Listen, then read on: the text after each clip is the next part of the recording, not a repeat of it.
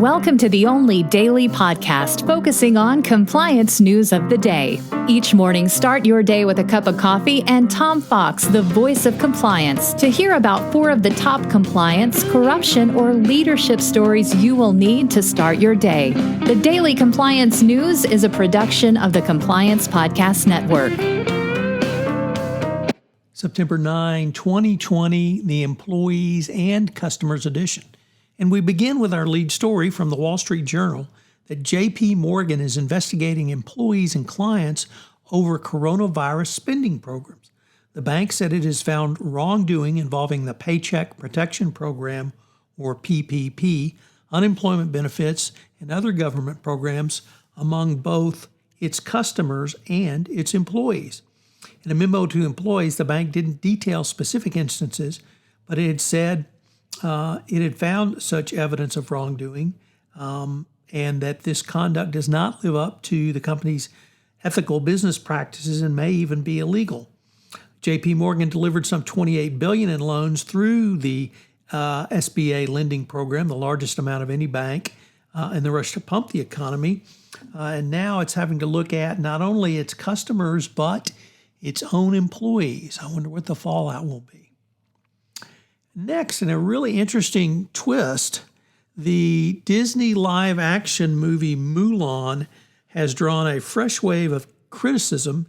This is a report from the New York Times, because it was partly filmed in Xinjiang, the region in China where the Uyghur Muslims have been detained in mass internment camps.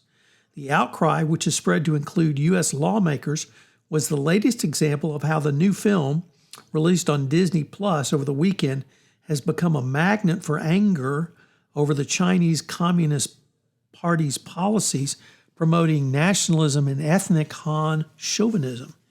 It began blowing up on Monday when several social media users noticed that in the film's credits, Disney thanked government entities in the region, and they, of course, were the ones who've led to the roundup, concentration camps, and other frankly, communist-style actions by the Chinese government.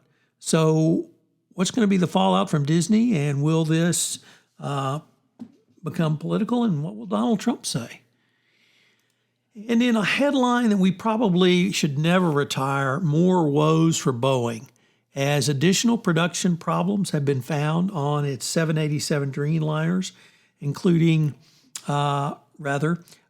that while, of course, the company says it does not immediately pose an immediate safety of flight issue, it did note that of approximately 800 aircraft, I believe 20% were ordered grounded and repaired. So sounds pretty serious to me.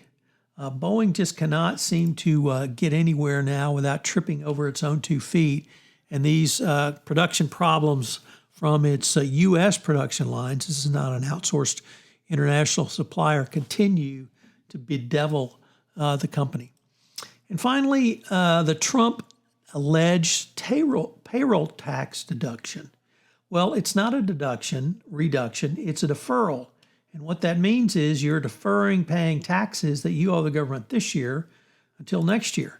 Now, nobody really wants to pay double next year, but the federal government has imposed that on federal workers, even though workers in the private sector are not largely being subjected to this because their employers don't want to be caught either. So Trump to Fed workers, screw you.